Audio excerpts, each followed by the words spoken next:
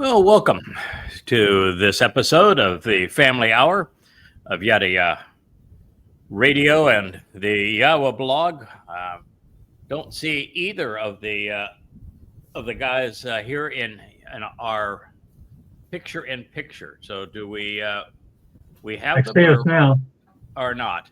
I can hear you fine. I just can't see you. The picture in there. Oh, there we go. Miracle of miracles. Hello, Kevin. Hello, Kirk. How are you? Hey. We have Leah over there. She looks like she's in the dark, and Wookie is trying desperately to become part of this program. Okay, there you go, Wookie. Whoa, Wookie, you're in my headset, but that's okay. Wow. Strangle the host. There you go, Wookie. That's a way to start this show. We're a professional group here. We've been... They pay us the big bucks to be able to do this professionally. Okay, so there we are. We have everybody. Leah still looks like she's in the dark, even though we have lots of light over there, so we don't know quite what's going on with that, but we'll do the best we can. This is Family Hour. We're going to return to our series on Qatsyr harvest, because that's where we were the last time we were all together. Yep. And well, guys, it has been a most remarkable week, though. Between no kidding, we've all been students of politics, even though we're not involved in politics, and at no time, really, in the history of this country, has there been an episode as dramatic and as inappropriate, really, as the Trump v. Musk spat. Yeah, no joke. You take a guy who was clearly the largest political donor in history of the world. No one has ever given that much to any one candidate for any election. And in spite of that, and the reality is that as close as that election was, and those seven battleground states must not invested close to $300 billion. Wow. Yeah, Trump wouldn't have won. And Trump wouldn't have won. He'd been in prison today because there were so many of those felony cases that he had lost and was going to continue to lose. And he'd have been in prison rather than in the White House.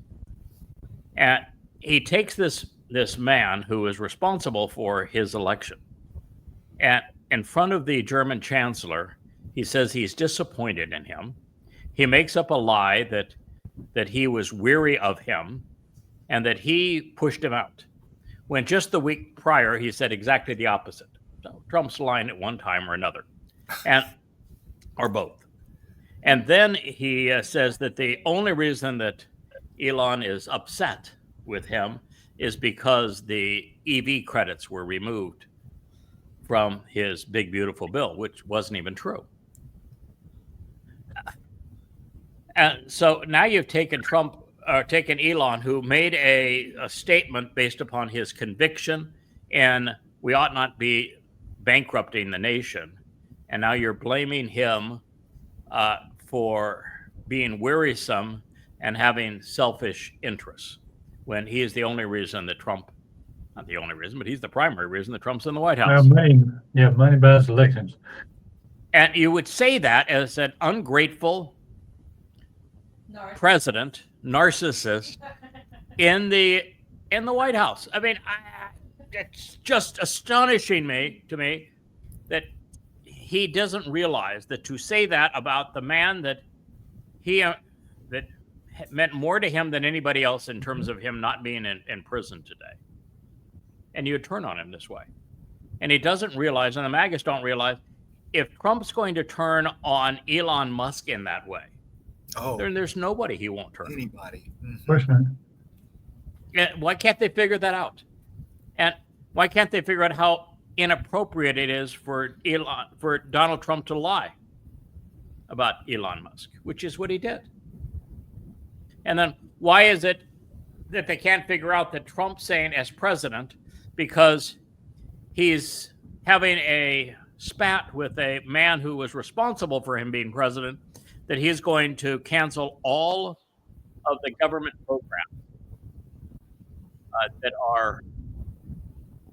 have been won by Elon's companies because he exceeds expectations. He is the least expensive provider of superlative services. I mean, look at SpaceX. He took half the money of Boeing and delivered 10 times the product. I mean, they should be giving him a star on the Taxpayer Hall of Fame. And put NASA out of business. Yeah, and Trump says, I want to put him out of business. And what Elon says, great, then I'll just decommission the Dragon capsule, and you figure out how to get your astronauts back out of the space station. And yet they want to blame Trump. And then Elon, after all of this, says, you want the bombshell? The bombshell is that the reason you don't have all of the Epstein files is because Trump's involved in the Epstein situation. And then there is a release today of a younger Donald Trump, 2001, 2002. And he is standing next to Epstein the whole time. And he's having a private conversation saying derogatory things about the young women that are dancing and that Epstein brought to this party. And yet he says, oh, no, not me. And I just wonder what goes through the man's mind, how he thinks he can survive that kind of situations, like when he had his meltdown with Zelensky in the White House. Mm-hmm. And turned the whole world against him. He became instantly the laughing stock of the world, and someone that Europe knew, we need to separate from the United States. Well, this man is president. We can have nothing to do with it. That's why when Elon finally came to realize that Trump isn't trustworthy, you know what the European Union did today? Invited him over? Absolutely. Said, whatever you want to do, open house. Mm-hmm. Whatever you want to do, and Europe, we're open to you. We're all in. Yeah, China and Russia said the same thing. Russia even said, hey, if you need asylum, Elon will provide it. Oh, wow. But what do the MAGAs do? Oh, yeah, Trump is the God, the Messiah, and they want to blame it all on Elon, who a week ago, they were devoted to saying how wonderful Elon is, and the moment that the God of MAGA turns on him, they're all over him. Yeah. It tells you that you can't trust a MAGA, that they will devour their own. You can't trust Trump. He will devour their own. But when you see this kind of stuff, you just realize what I've been saying about Netanyahu and dishing Israel, it's inevitable. Trump wouldn't even take one breath between saying something which sounds supportive of Israel to cutting Israel's throat. It wouldn't even be a breath. He has no conscience. Yeah, that's really it. It's what's expedient at the time for him. He'll say whatever's expedient at the time for him. Whatever, just the first thought that pops in, and this is what I want now. Not worried about the consequences. Yes, like him having the meltdown on the tarmac, calling Putin crazy, and then a week later, calling Putin and asking for Putin to bail him out of his Iran debacle, where he comes up and said, we're going to bomb Iran. We're going to bomb Iran like Iran's never been bombed before. And then Netanyahu comes in the White House. He says, oh, by the way, we're not going to bomb Iran. We're going to have coffee with them. We're going to have little chit chats once a week. They're going to be the meeting of all meetings, direct meeting. And of course, it wasn't. It was with Oman, who has all the credibility and nuclear talks of Minnie and Mickey Mouse. And we're going to have these meetings. They're just going to be great. I'm going to do the deal, and we're going to have it. And the moment he said it, I said, all he's doing is stalling. He's owned and operated now by the Muslims who have bribed him, and he is stalling so that Iran can finish their bomb and destroy Israel. And that's all that's happening here. Is a 0% chance of succeeding. And oh, by the way, Iran is only 2 weeks away from having the uranium necessary for 15 bombs. And then we learned the next week that they had a tritium factory, which means they have all the uranium necessary for 30 bombs. And All the while, Trump saying, "Oh yeah, going great. We're going to have this deal. Yeah, I'm the ultimate deal maker." And Iran is saying, "F you, man. Death to America, death to Israel. We're going to enrich uranium." And Trump said, "Oh no, we've got a deal." And I told everybody, "Oh yeah, you can expect a deal next week." And what did Iran do yesterday? Said, "Hell no, we're not doing a deal with you. We're not going to give up our uranium. We sacrificed 15 years for this bomb." These bombs, we're not giving them up. And Trump says, "Well, okay, then, I'm going to sanction them. Then I'm going to sanction them like they've never been sanctioned before." You're a buffoon. You know, the man has no clue what he says one day to the next. Mm-hmm. There's literally no integrity. And what saddens me so much is that the voices that I engage with and on behalf of to support Israel in social media all love the man. They're as blinded to him as our MAGA. And hope and faith. Wow.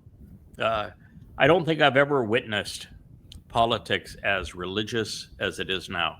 Mm. And you've got both sides. The Marxists have become full-time pimps for murderous Muslims.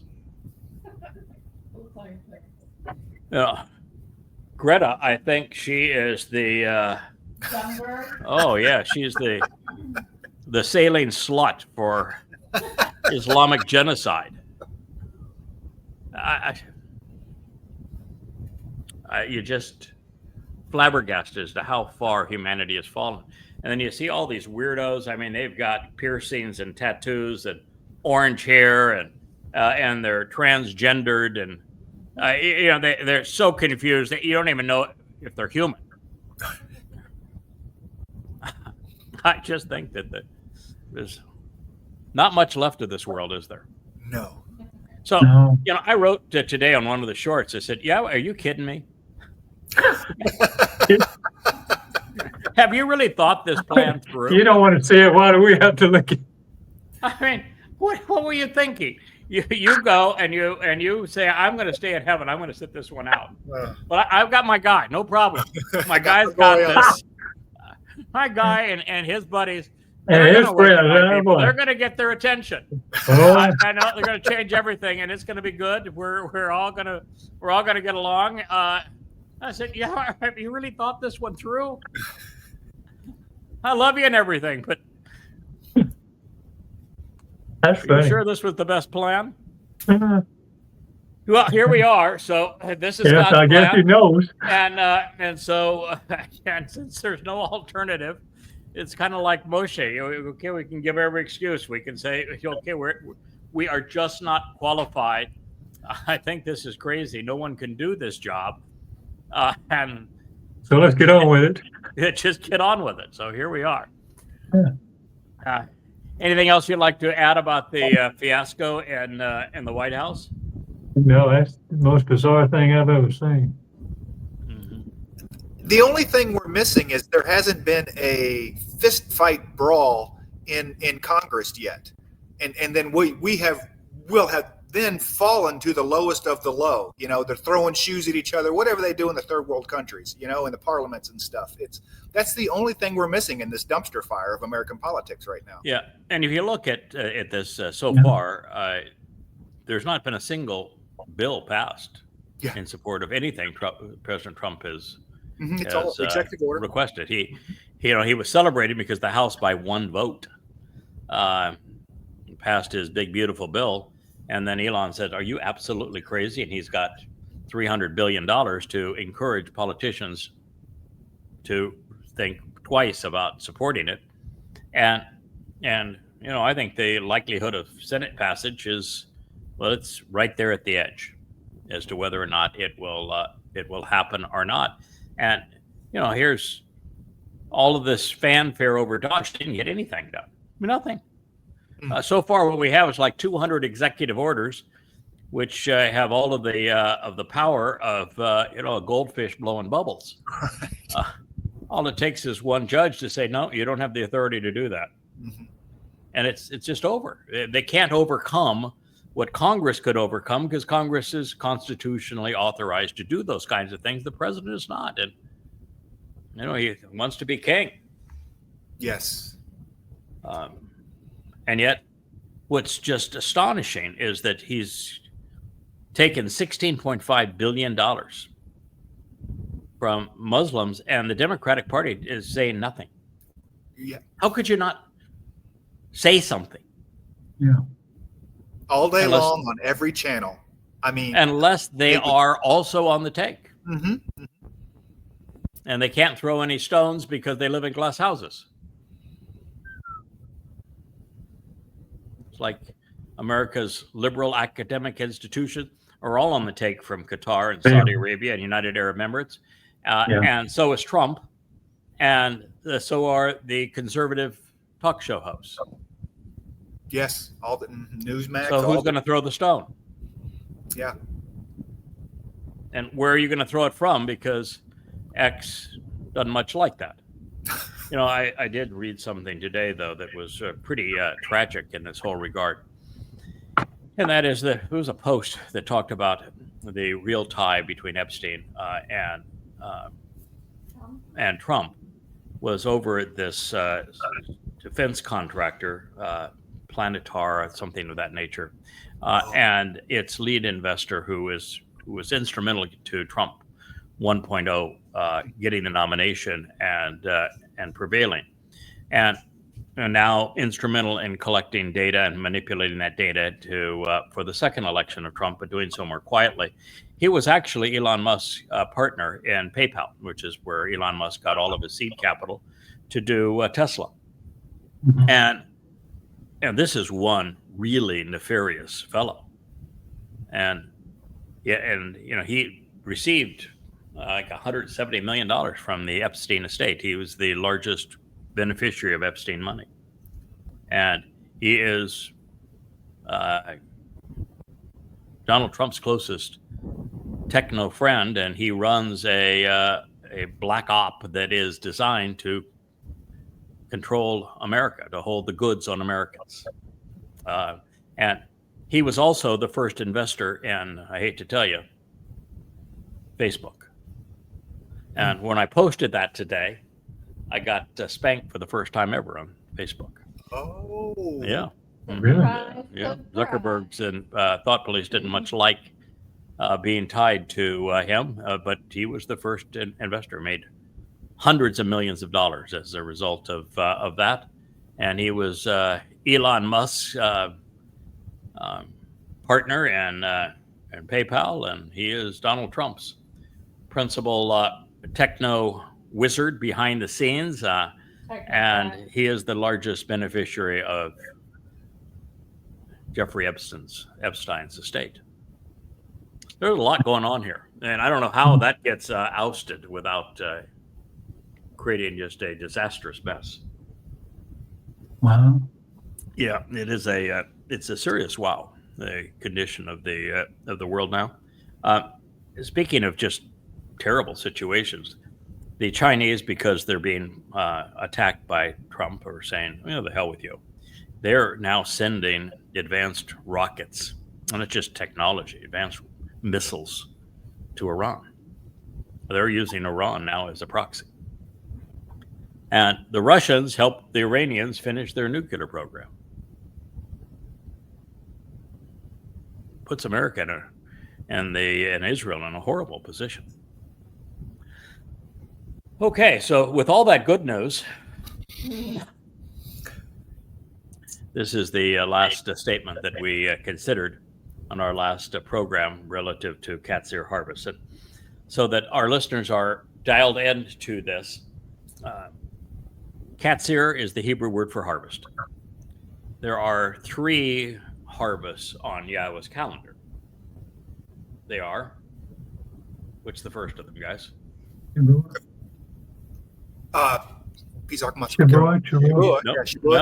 Shavuot is the next of them. The first of them is Bikurim. Oh, of course. Yeah, Bikurim is a barley harvest. It was fulfilled by Dode in 33 CE. Harvest of one. And Shavuot is the next harvest. Shavuot is a harvest of standing grain of varieties of wheat, representing the 2 loaves of bread, and therefore Yehudim and Goyim, but it is also a Bokurim harvest, which means that everyone that will be part of the Shavuot harvest will have availed themselves of Pesach, Matzah, and Bokurim. And then the third harvest is Sure. Towrah, yeah, the last. Yeah, Towrah, and it's a olive harvest, and therefore indicative of Israelites. So those are the three harvests, two in front of us, one in 12 months, one in 8 years. Yahowah, I mean, he's God. He's got to be smart, and he created DNA, and he created the universe, and he's smart. But Yahowah, nonetheless, assigned it to us to serve as the gateway and the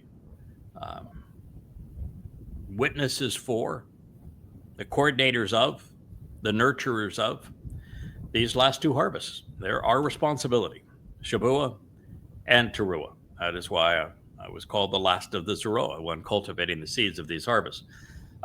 So a lot of responsibility. We're hoping to have a robust harvest of covenant's children. And I think at this point, if it were to happen today, there would be somewhere between 1,000 and 2,000. And we have a year's time. I'm hoping that by that time, it's upwards of 7,000 or 8,000 participants on the Shavuot harvest. And expecting the same kind of results on the Teruah gleaning. And then expecting maybe numbers that could be 10 times that or more on the remnant of Israel who benefit from the sacrifice of the red heifer. So this is a series devoted to these harvests, with Shavuot being the next one. But it's not just about saying, here's the harvest. Okay, I can tell you Shavuot is going to be the 22nd of May, 2026, 7 years before Dod's return in year 6,000 Yah 2033. And we can give you the Teruah dates, which is the 23rd and 24th of September 2033. There you go. We said one's a wheat harvest, one's a olive harvest. Welcome aboard. That won't get you very far with it. No. So what we're trying to do is establish a full breadth of information that we can use to validate our roles in coordinating this and to tell people the kind of timing and the events and everything else that pertains to it. So here we go. Even the sacrificial offerings, which bestow a share, and the drink offerings, which anoint, will be withheld from the family of God. This is Yoel, Yahweh's God, Joel 1:13.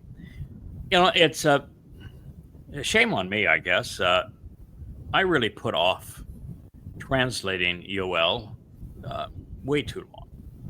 And I actually did the most translating of Yoel to refute the Christian New Testament, because in Acts 2, it is moronically used to justify Pentecost as the birth of the church, where everyone can yibber yabber in any language except those who actually wrote the Christian New Testament, who have to have translators. But nonetheless, it is the Holy Spirit coming upon this birth of a church so that all can yibber yabber. And the proof text is Yoel, Joel.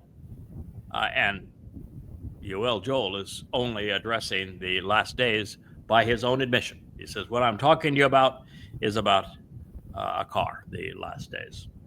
And here what he said is that rather than being a blessing, the birth of a church, he said, no, sorry, but the sacrificial offerings which bestow a share and the drink offerings which anoint will be withheld from the family of God. He's not giving something out at this point. He's withholding it. And what he's saying is that you don't deserve these things. You are way too far estranged from me to receive the benefits of what I'm offering. So the most recent assault on God's people ravaged them in their homes, but they only indirectly destroyed their fields with kibbutzim communities abandoned. There were no workers to tend to the harvest or the crops, which fell and rotted for a full year. And although this is largely symbolic, the next time the impact on food supplies is going to be far more devastating. Now, aware of the history, we know that the house of YAHOWAH was destroyed by the Romans nearly 2,000 years ago. And since there are no sacrifices, the opening statement reveals that what God is offering to his family is being temporarily withheld. The remedy is to announce an assembly to meet, especially now, under trying circumstances. And boy, well, they're going to be difficult. So God wants his people to gather together and summon him for assistance. And he will provide this at the right time. What he did for the children of Israel upon hearing their collective cry for help when persecuted under religious and political tyrants in Mitzrayim, he will do again, but this time without dialogue, without negotiation, without restraint. So these devastating and depopulating attacks on Israel will lead to a spiritual assault, as well as the corporeal manifestation of the adversary as he appears in an attempt to forestall the benefits of the Mikra. It really all gets down to this. If the Shabbat harvest occurs, Satan loses, because we'll all come back for the homecoming. If the Towrah glading occurs, Satan loses, because there will be a remnant of Israel that will also be able to come back that following day and 10 days later for the family reunion. And if we are successful in garnering a reasonable remnant of Yisrael on Yom Kippurim, Satan loses, because once again, God has reason to bring his son with him and reconcile the relationship. And God doesn't specify the number. There could be 2 or 3, and we prevail. Satan loses. And I think there'll be in the thousands, but nonetheless, that's what is being conveyed here. And so all Satan can do is to say, now, I'm going to do everything I can to prevent the Shabbat harvest, to prevent the Towrah gleaning, to prevent the sacrifice of the red heifer. Actually, he plays a leading role in the sacrifice of the heifer. He kills me. He makes the sacrifice. It's kind of like Rome put Rome out of business by fulfilling Passover by sacrificing the Passover lamb. Thank you very much, but it wasn't the brightest move you've ever made. And so this is really what we have going forward. And these devastating and depopulating attacks on Israel are going to lead to a spiritual assault when the corporeal manifestation of the adversary reappears. And we're expecting him to appear anytime between the 22nd of May 2026, when the time of Israel's troubles begins, which is right after Israel is severed at the waist, and the Castilians are given a territory. He could even participate in that. And we even have to draw back a little bit and say, Daniel, not Daniel's prophecy, but Dode's prophecy through Daniel, we know that there was a lot of issues with the transmission of that.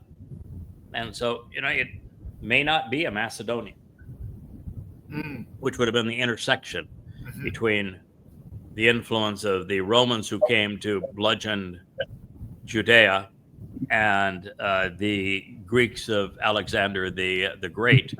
And it was the integration of those two prophecies. And if you look at where they overlap in Macedonia. And that's how we came up with Macedonia and then you go through the horns, the little horns, the big horns, the new horns, the old horns, that sort of thing. And the only country that fits everything in that prophecy happens to be Macedonia. But man, there are a lot of candidates out there that look really inviting, that or really anti-inviting. Right. Yeah, like El Jolani. Yeah. Jolani, what an interesting candidate he would be, head of the Islamic State, and yet all dressed up as a European. A rebranded terrorist. Somebody that the Muslims just love. Mm-hmm. And then, you got the Trumpster, who is is as satanic and as crazy as he can be. And they even dress him up in religious garb. They've got Jesus praying for him. Mhm. So, Okay. yeah, he's exactly the kind of person we're expecting. The new Pope coming from America. That's yeah. There's a lot of candidates out there. Erdogan wants the job in the worst way. There's actually a guy out there calling himself the Mahdi Araj. He is a really, really queer fellow. He says that he is the new Pope. He is the reincarnation of Jesus. He's the reincarnation of Muhammad. And he's going to wants to build a temple on the Temple Mount. He is saying all the things that the Torahless one, who is the corporeal manifestation of Hasatan, would say, and he is really creepy looking. So lots of candidates for this role, but that is what we're headed towards. And Elia and I are going to have to deal with him on the Temple Mount. I think that the 8 that join us will also have to deal with him. And there will be a moment where we let down our guard and say, okay, have at it. Mhm. You want to eat my flesh and drink my blood? Go for it. See how that works out for you. Dedicate, and that's one of the things about Yahweh's plan is when Dod suffered as the Passover lamb, that really wasn't the sacrifice, because he gave up a body that had no value to him anyway.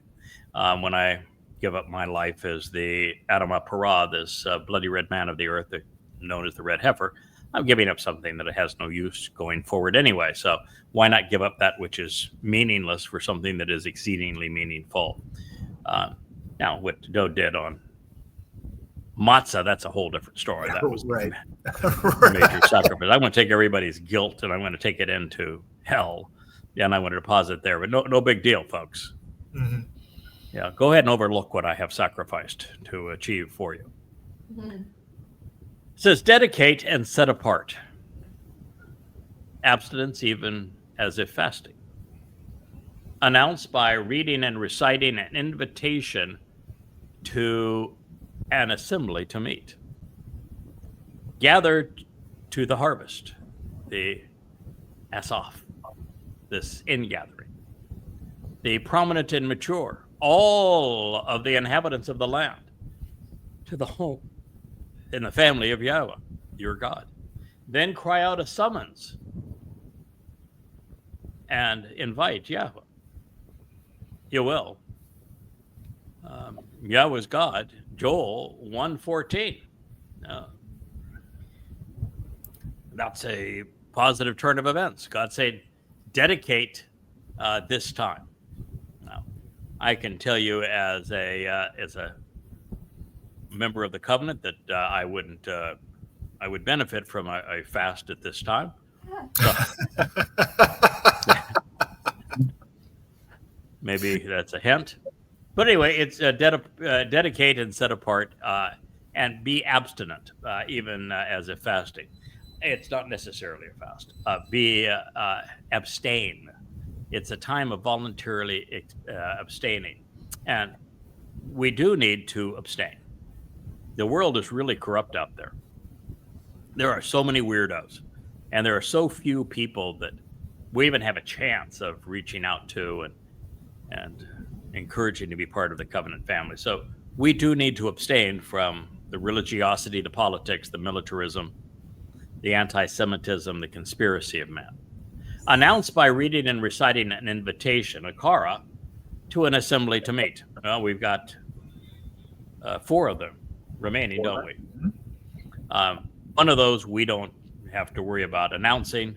unless directed to do so, because Dode and Yahowah will be back. So Sukkah pretty much take care of itself. Right. On Shabuah, it is our job. That is our job. Announce by reading and reciting, which is right what we're doing right now, Yahweh's testimony, and tell people about this assembly to meet. Okay, we got that. When it comes to Towrah, it's going to be Elia and Yada, directing people's attention to the gleaning of Towrah, and then it's all hands on deck, getting Yahweh's family, the white chariot. You've written the song for the white chariot there, Kevin, and Chris is going to ride shotgun on it, but going to pick up everybody around the world that is part of Yahweh's chosen, who have DNA that says they're Jewish, that have an open attitude towards accepting Yahweh's name and Dode as his son, that are going to be brought back to Jerusalem, and we'll be announcing that. From that point on, it's going to have to be Elia that makes the announcement for Kippurim, although we can talk about it beforehand. But there's something about being by the corporal manifestation of Satan on Towrah that's going to probably make my announcement about Difficult. follows. Mm-hmm. I'm going to have to do it from the expensive seats up there in the sky. Which may be possible. It'd be fun if that were the case. Aha! You thought you got me, huh? Not so much. So it's announced by reading and reciting an invitation to an assembly to meet. It's one of my favorite things to do. So we've got that. Then gather to the harvest. We know that there are 2 more harvests, and those harvests are Shabuah, the promise of 7, and Towrah, the day of the herald. The prominent and mature, and the prominent mature would be now primarily Shabuah, where we're told it's about standing and mature grain. But the olives that are being harvested, even though they have only been part of the covenant family for a maximum of 7 years, and most much shorter time than that, they are ripe, mature olives that we will be harvesting nonetheless. They're going to have to grow up in a hurry in this particular time. And all of the inhabitants of the land, to the home and family of Yahowah. The home and family of Yahowah is the covenant family, and the home of Yahowah will be the rebuilt temple, the home for Yahowah's name, on the Temple Mount. So the family of Yahowah, your God, and that's really essential. It is the home and family of God that is in Jerusalem. Then cry out to and summon Yahowah. Now, what that says is, guess what? Yahowah ain't there yet, is he? No. You're not crying out to and summoning Yahowah for this harvest if Yahowah's already there, are you? Right. So Right. Yahowah's not there. And Yahowah is not arriving for the Shabuah harvest. We're going to him. Yahowah is not arriving on the Friday evening, the 23rd of September, when Towrah begins and we have that gleaning. The Jews who are accepting of the covenant at that time will be going to Yahowah. We're actually not even going to Yahowah on the second day of Shabuah, the Shabbat. Although Yahowah, I am certain that Yahowah is making an appearance on Torah. He's lighting the flames. He's providing the water. I think it is Yahowah's voice that resonates to the orchestration that Elia is providing. So I think it is Eliah's responsibility during the sacrifice of the red heifer to cry out and summon Yahowah. You know, Yahowah, just like he did 2,888 years earlier when he asked Yahowah to ignite the flames. I think he's doing the same thing. He's going to cry out to it. He's going to summon Yahowah. It's time to release the water. It's time to release ignite the flames. Time to let your people know that you're here for them. I think that's what that is saying. So it is interesting to know that all of these things are going to occur. God's people must abstain from the world and everything the world is dishing up, particularly at this time when it is crucial that we remain special and distinct from a planet in the midst of a death spiral. There's no better time to invite those who are interested to meet with God than during Shabbat. It's the most open of all of the Mikra, especially since it was designed for this purpose. That we can do so as God has just specified by reading and reciting Yahweh's appeal to the world, and especially to his people. Now, we're reminded that this ingathering is for the prominent and mature who comprise the covenant family and who will be brought home during the Shabbat harvest of standing grain. And when it comes to summoning Yahweh by name, we have all chosen to do so. So indeed, bringing the family of Yahweh home is our prime objective. That's why we're here. We don't serve any other purpose. So the mission is fairly focused and finite. Central to that mission is to get Yehudim to acknowledge and profess Yahweh's name after having erased it from their lives so very, very long ago. And we don't have a whole lot of time left. Kirk, I think you said in one of your posts, we are, I'm nervous too. Absolutely. First time I've ever been nervous. It's a lot that is residing on this, and we want to get it right. And we don't have a lot more time. So we have to make every day count. Yes. This is a notification and a warning to those who approach this day, because the day of Yahweh is near. A great force will be exerted upon the arrival of Shaddai, the one who is satisfactory and sufficient. Shaddai is the one who is acceptable and reasonable, who is necessary and enough, who is adequate and appropriate. It is from she, who is, and day, enough, sufficient, suitable, fitting, appropriate, acceptable, and pleasing. This is Yoel, Yahweh's God, Joel 1:15. Well, okay, so we've moved from this ingathering to this notification, which is a warning. It's when aha, it's kind of like the English aha. Right.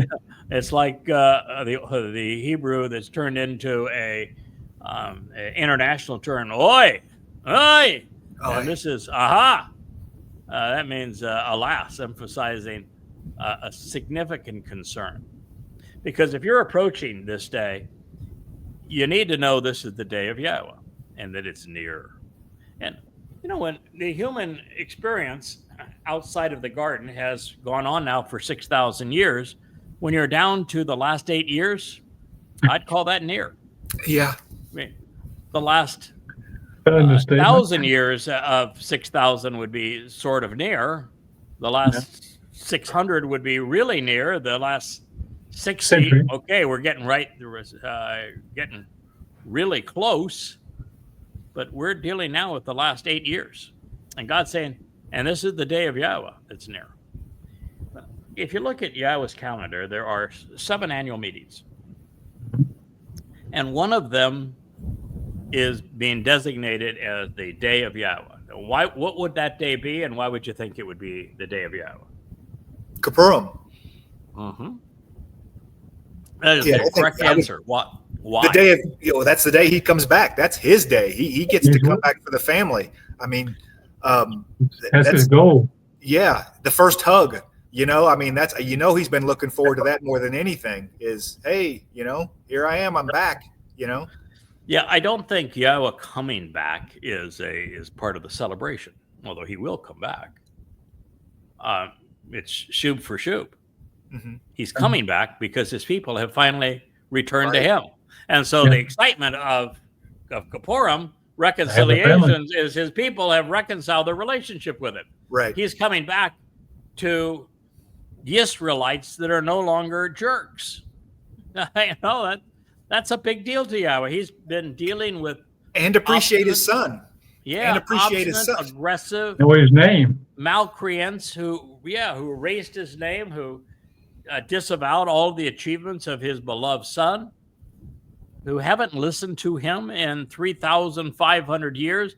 And finally, God's happy because there's a remnant who are returning to him. This is the day of Yahweh, Yom Kippurim, the day he returns with Dod to a reconciled family.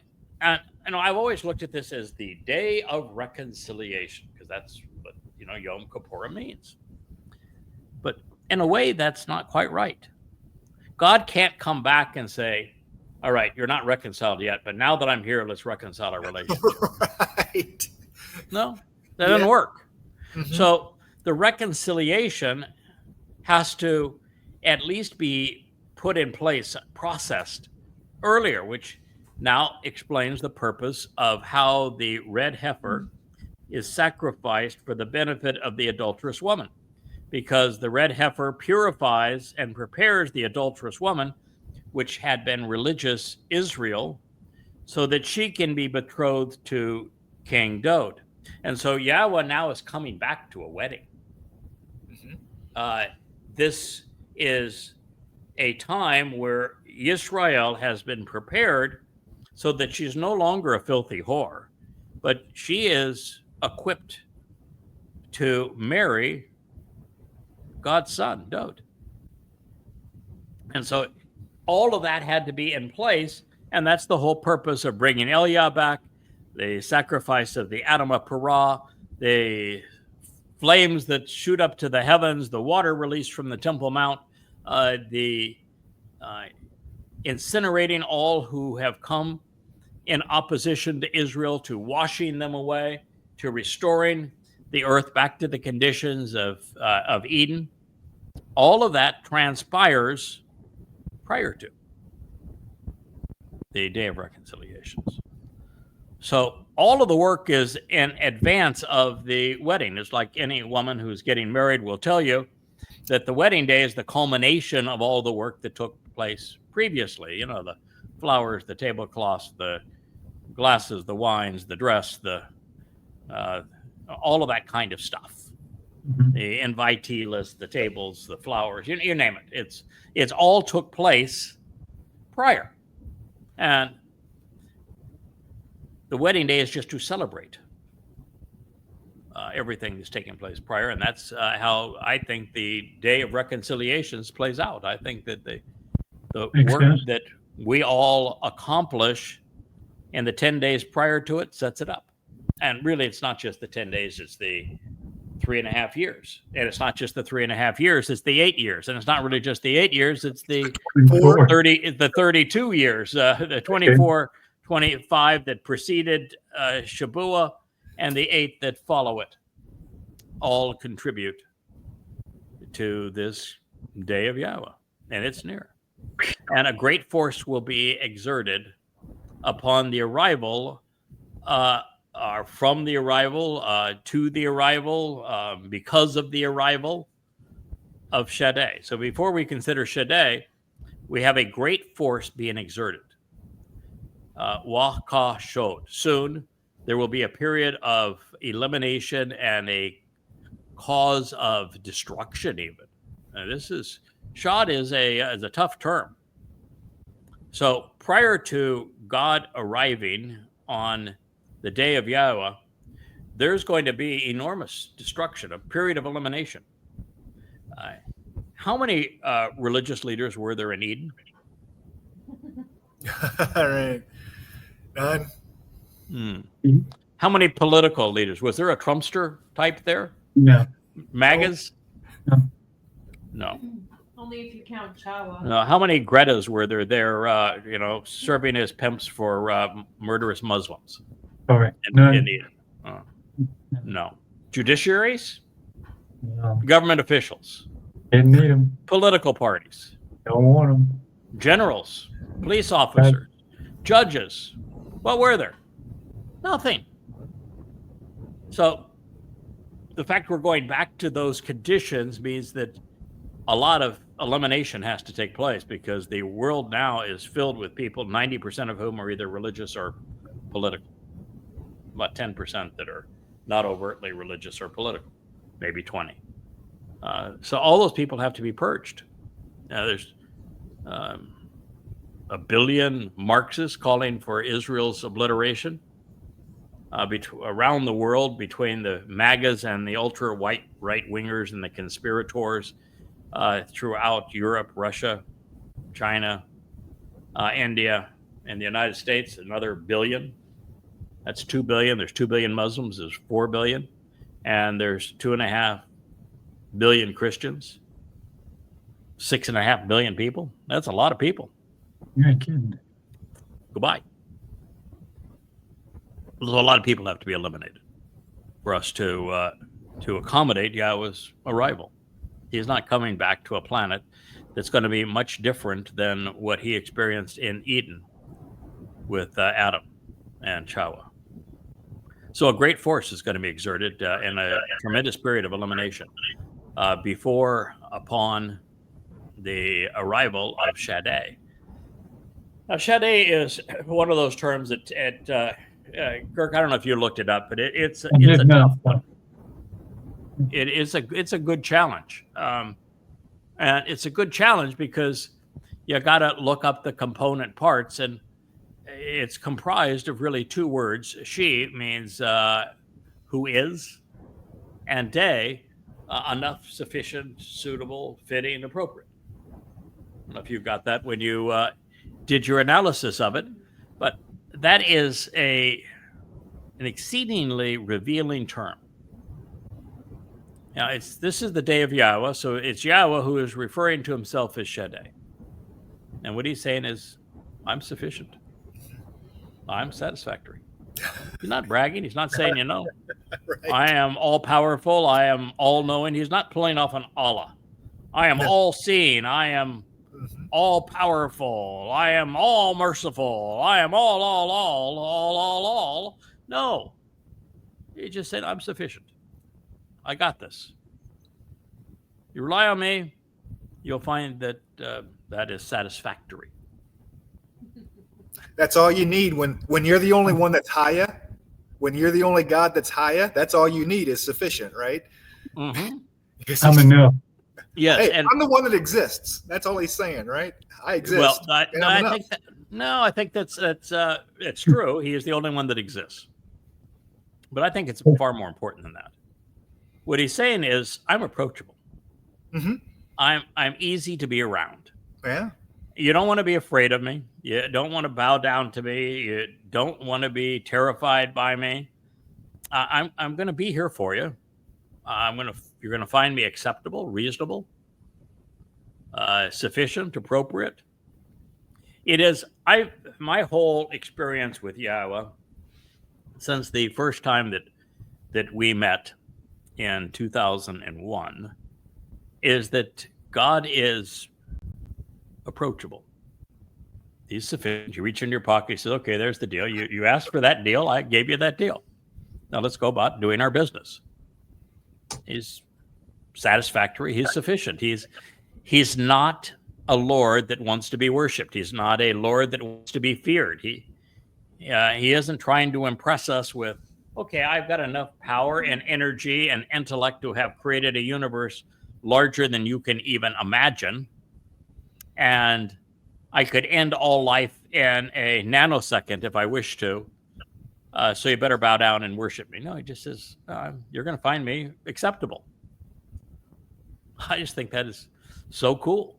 You don't need to be afraid of entering Yahweh's presence. We're just going to feel comfortable around him. He's going to do everything he can to make us feel comfortable. And I have another perspective. You got a microphone there, Ms. Leo? Yeah, I do. I can hear. So I have another perspective. What's that? Shaddai, I'm sufficient. As opposed to what? In contrast to what? In contrast to Hashem, a nameless God, Israel? Really? Mhm. Yeah. Okay. A nameless God. Well, the I'm nameless God sufficient is compared to that. the nameless God is insufficient. The named God will be sufficient. Absolutely. Yeah, that does work pretty well when you hold that microphone up close to your mouth. Those things are really neat the way they work that way. So, we could actually hear you when you spoke close to it. Yeah, came from loud and Yes. clear. 10,000 hours in radio. It is the 10,000 miracle of hours the in radio. microphone. That's your It pro is the tip. miracle of the microphone.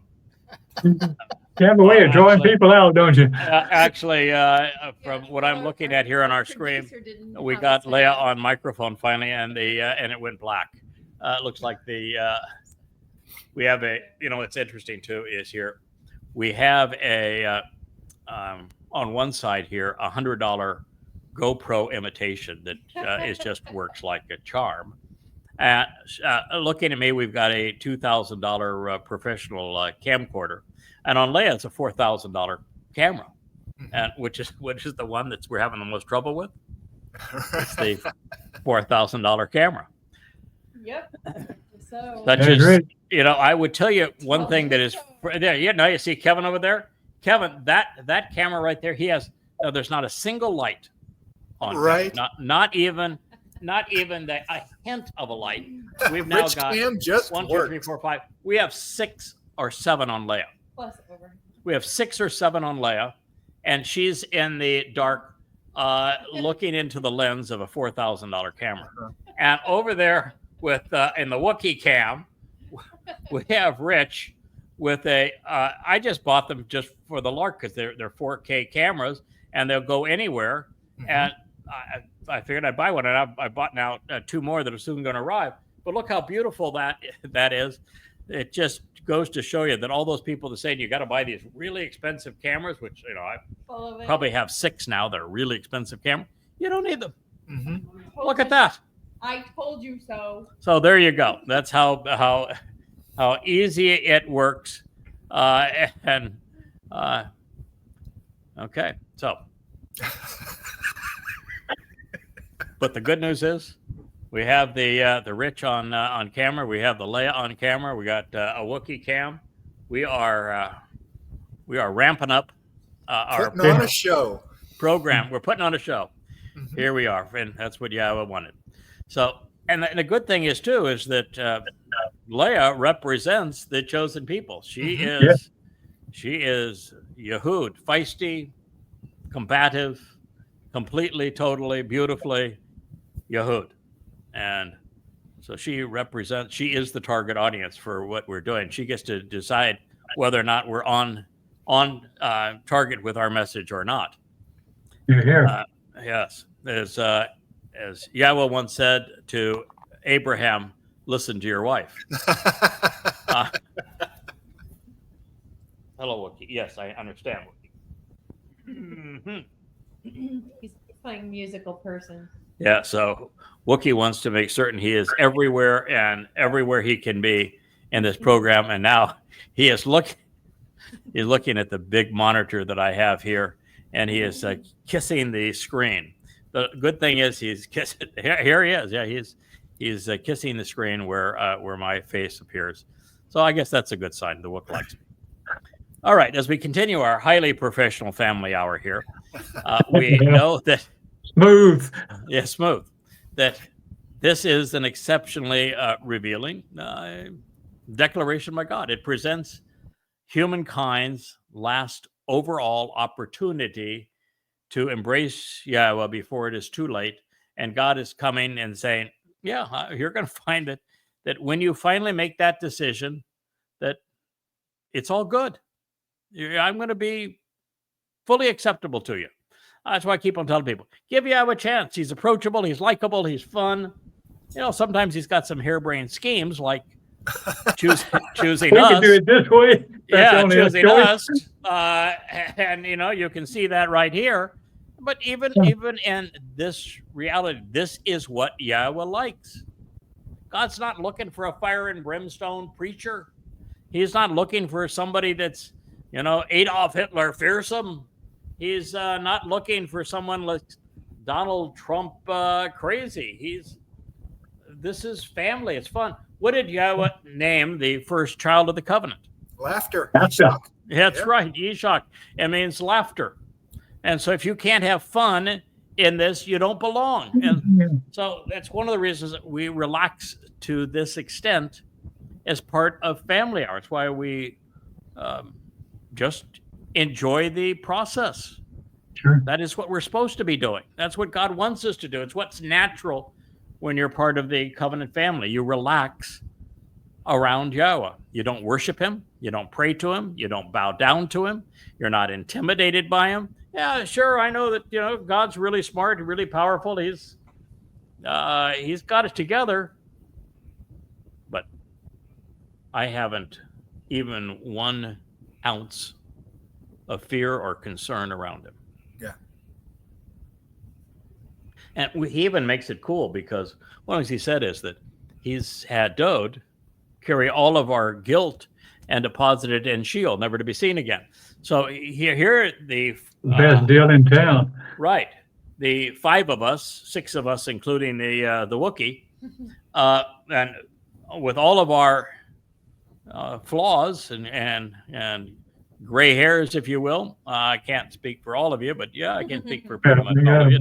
Not for Leah, but all the rest of us with our gray hairs. God doesn't see anything in us but what's beautiful. That's why when I talk with Yahweh, he always refers to me, okay, young man. Yeah. By comparison, I am pretty young. But he has a sense of humor. He's very relaxed to be around. And almost every time we have a conversation, he finds a way to inject some sarcasm. He really loves sarcasm. I like the smart sucker. Yeah, it's a smart sucker. That's the first title that he used to describe my mission was Chakma Choder, which is a smart sucker. A talkative stick. Mm-hmm. He goes to all this trouble to just besmirching foreigners, and then he calls me an observant foreigner. Bashar is a human body. It's human, a corporeal. It's a body. It's what is either eaten or sacrificed, and the other term is Bashar, which is a human herald. Mm-hmm. Mm-hmm. We'll have a little talk about those names. No, we won't. It's actually fun. It shows that God's got a sense of humor, and he's looking for people that can join him in that. Eternity, last time I checked, is a really long time. Mm-hmm. And so wouldn't you want to spend your eternity around somebody that can laugh and have fun and figures out a way to tell a joke and yank one another's chain?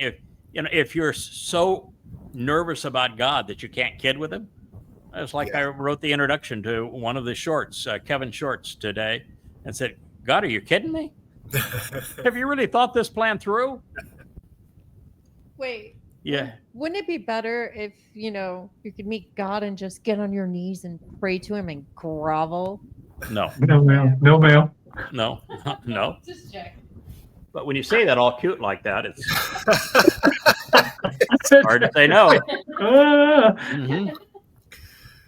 Yeah, we have to have a nice suit, wear a tie around your neck or some dress up. Yeah. Oh, God. The nice thing about it, talk about Yahweh. So I've got all these crazy shirts. I've always liked just wearing comfortable Wilder shirts. It's kind of my since we moved to the island, it's known as the Craig style and the Craig shirts.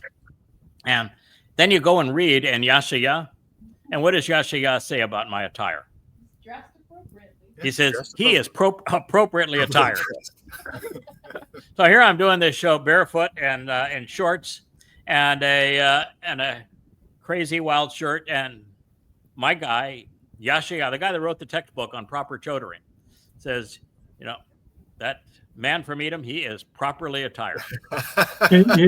Your best shirt.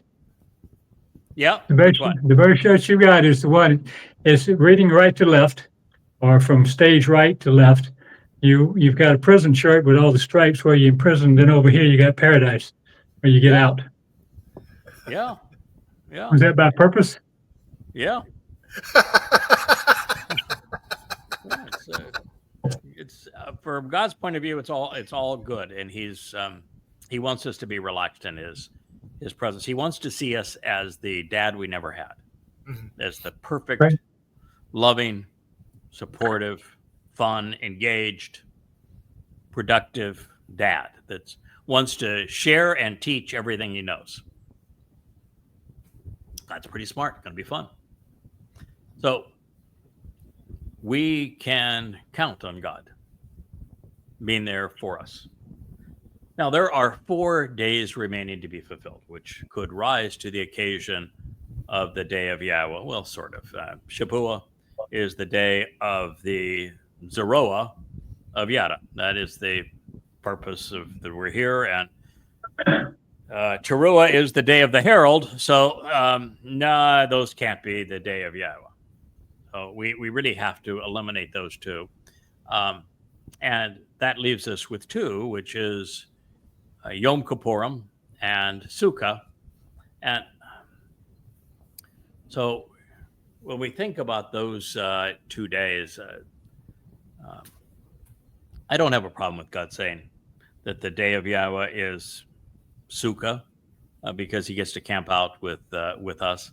But Sukkah really is the consequence. It's the result of the other.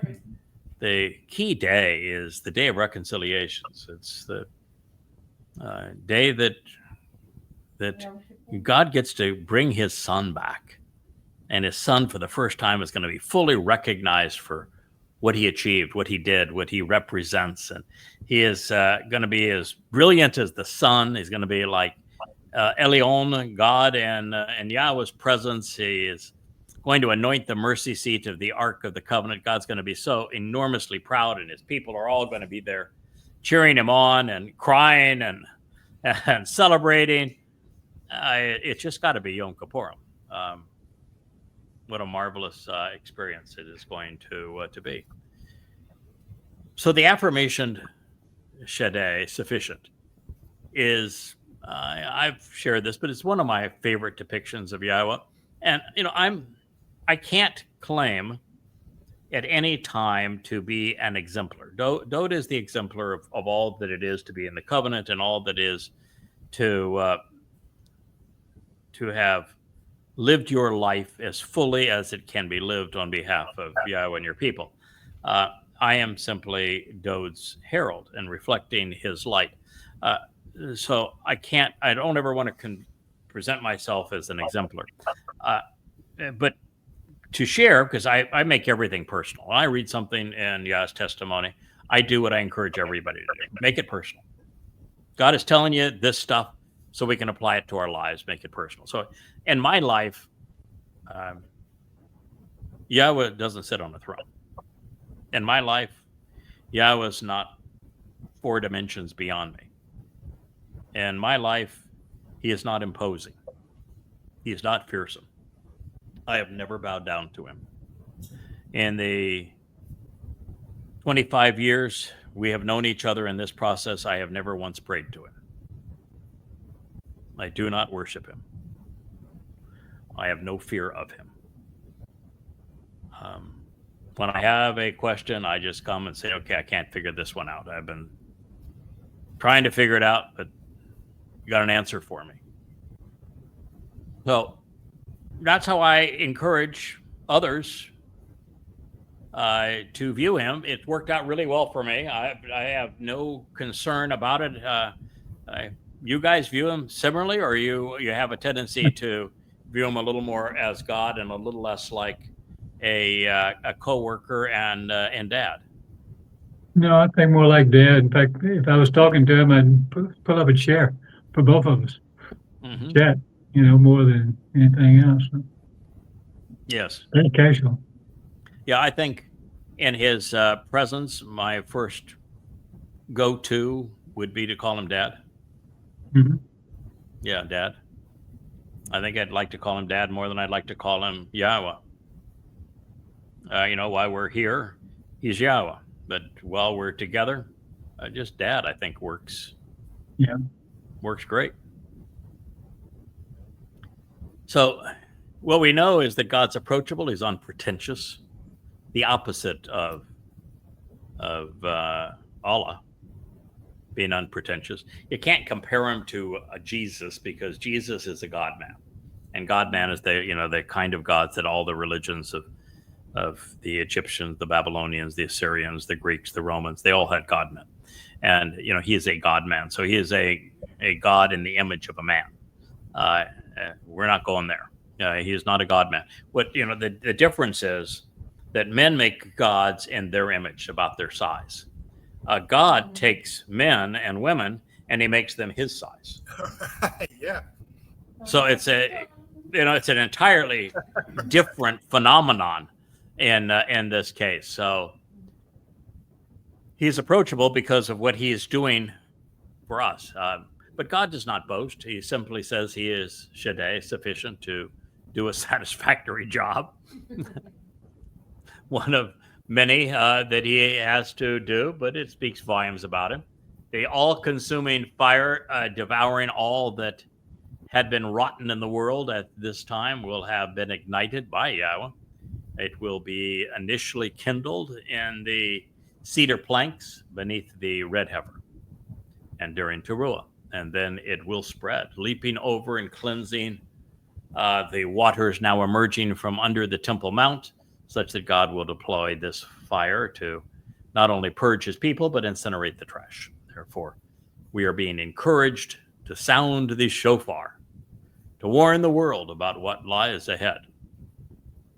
And, this time from the beginning of Towrah, with the river of light going up to the heavens with this final gleaning, to the remnant coming in to Yisrael, to the 4 chariots that are spiritual chariots, that 3 of which circumnavigate the world, to Eliah being the master of ceremonies, to the full eclipse of the sun, to Hasatan doing his thing and taking my life to this beautiful scene that Yahweh was going to enact in front of the replica of the tent of the witness, with the seats, the stadium seating on the Mount of Olives, looking at the Temple Mount, all purged of all religious rubbish. All traces of religion are gone. All of God's and his people's belligerents, their foes, all the Muslims are gone. All the Marxists are gone. All the religious buildings are gone. The earth is being purged. You're seeing these mighty fires devouring all that have come to harm God's people. And then they're being washed away. And it's this great fire and light and water, dancing waters, fire and light. It's like the Bellagio on steroids. It's going to be God's version of the Bellagio fountain. It's going to be the greatest show on earth. Best part ever is that no more Muslims. No more Muslims. Yeah. You're gonna get the whole "I kill you" thing with 10,000 death threats and a fatwa. Yes. You will get the ultimate no. Well, I'm actually going to be killed by the chief of the Muslims, by Allah. So he gets his last shot at me. But for the rest of the world, there is no more Islam, no more Allah, no more "I kill you," and no more dead gods on a stick, no more MAGAs, no more X and all of the belligerents. No more Marxists. Boy, peace. Wow. Yeah. Ready for that. Everybody on the same page. Yeah. Everybody on the same page. If you're not on the same page, you just aren't on that. You ain't page. there. You aren't there. Goodbye. You see, Wookiee is even practicing right now, getting my act together. To you, Yahweh, I call out.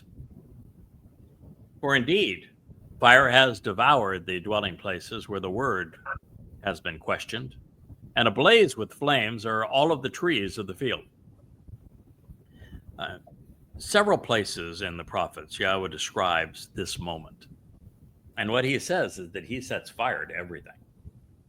And, if you look at Numbers 11, for example, where the children of Israel were belly aching and unappreciative and didn't like the cuisine.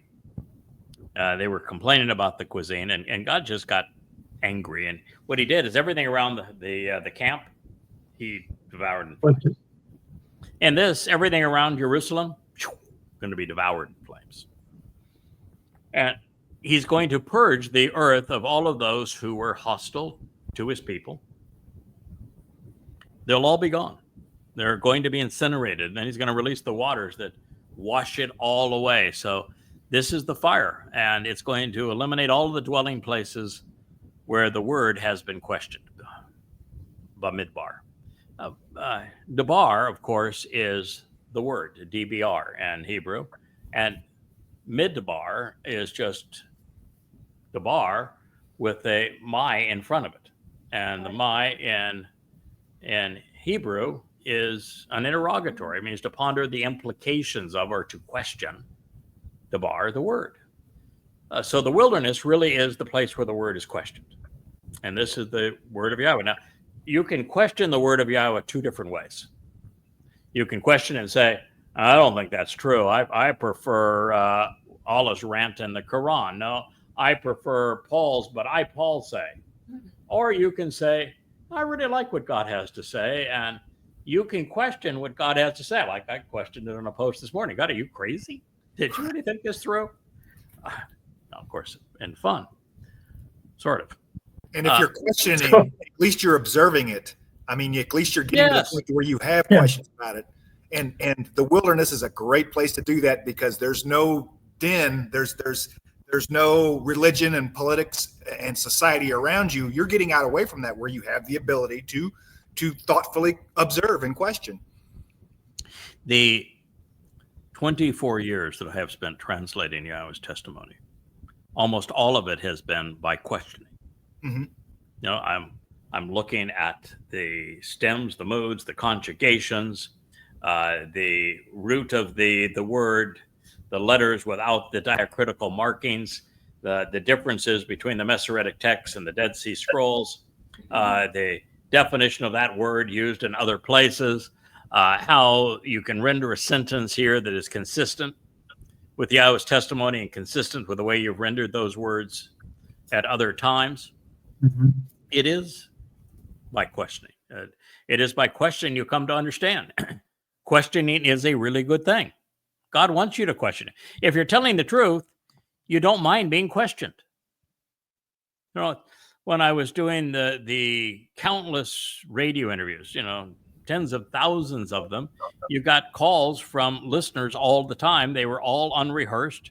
You're used to being questioned, and if you know the material, if you come to the point where you understand it, there is no question that somebody could ask you that you're going to say, "Oh boy, that's a tough one. I don't know that one." Well, if you're not questioning, you're not even on the map. That's correct. You need to question. That is what Leah's first letter to me. Who in the hell are you? Well, she found out. There you go. So for indeed, fire has devoured the dwelling places where the word is questioned, and ablaze with flames are all of the trees of the field, because Yahweh is replacing them all. It's going to be a perfect world. Lots of flowering trees, I think. We're going to have my beloved plumerias and royal poncianas everywhere. It's just the air is going to be filled with the pleasant smells of fragrant and flowering trees. So during the 7 years prior to the arrival of the fiery light, wars will rage for control of the planet, and it will be everyone against Jews and man against God. And fortunately, Yahweh is sufficiently annoyed to curtail the belligerents. And since he has appointed, has an appointment to keep, Yom Kippurim, actually 4 appointments to keep, Shavuot, Towrah, Kippurim, and Sukkah, he's not going to allow the violence to last past Towrah. And keeping everyone apprised of what's going to transpire in these days, you know, it's part of God's job. So we can sound the alarm. We can encourage God's people to listen, to participate. Yahweh's going to return, and when he does, it's In advance of it, it's time to blow the shofar. This ram's horns trumpet is directly associated with the harvest, both Shabbat and Towrah as a Qatsyr. And I have been assured by my own stumbling and Leah's perfection that only a Jew is qualified to sound the shofar. And she's good at it. So we're going to allow her to be the one who sounds it for us. And it will be blown for Shabbat and for Towrah. And it is, I think it'll even be blown in advance of the wedding ceremony of Dod to Yisrael on Kippurim. I wouldn't even be surprised if the shofar gets another toot as we go into the Garden of Eden and the gates are back open and the whole world blossoms before us. Wow. So at this time, however, God is not a happy camper. And so he's cleaning house. He's ridding the world of those who have been so caustic to his creation that he's now doing everything he can to protect what's salvageable. And what's salvageable is his covenant family and his people. And let's be clear, there's only one place on earth that really matters to God. And that's this ridge line on Zion, on Moriah, in the city of Dod, in Jerusalem, and the province of Yehudah, and the land of Yisrael. Although I think Yisrael is going to expand somewhat, just a wee bit at this time. I think the earth might just bear the name Yisrael going forward, and would be surprised for that to happen. Although there will be resettled, the various tribes of Yisrael, I think, are going to resettle in their various regions. So this is what we read next. This is the prophet Yoel. Sound the shofar. Leah's going to be busy. Sound the shofar. Blow the trumpet comprised of a ram's horn in Zion along the signs posted along the way, signaling future action, providing a warning, an explanation, and a shout of exultation. Ruah. This is the basis of Towrah. Provide a cautionary notice and further elucidation along with the good news. When you translate Ruah and you render the actionable root of Bashar, the meaning is the same. Convey a warning and announce the good news. That is Bashar. That is Ruah. That's why I've started to call Towrah the day of the herald. It is the day to herald this message. And so sound the shofar in Zion among the signs posted along the way, signaling future action, providing a warning, an explanation, and a shout of exultation, providing a cautionary notice and further elucidation on my set-apart Martin. So it means that that Zion is on Yahweh's set-apart mountain, doesn't it? And at this point, Yahweh's set-apart mountain is Moriah. Moriah.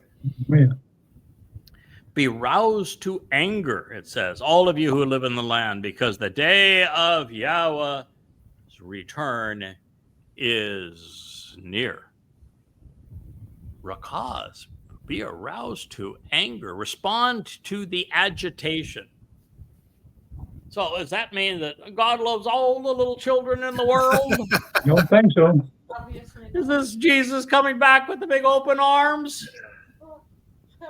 Is this the pearly gates of Allah's brothel being afforded to all the little jihadists?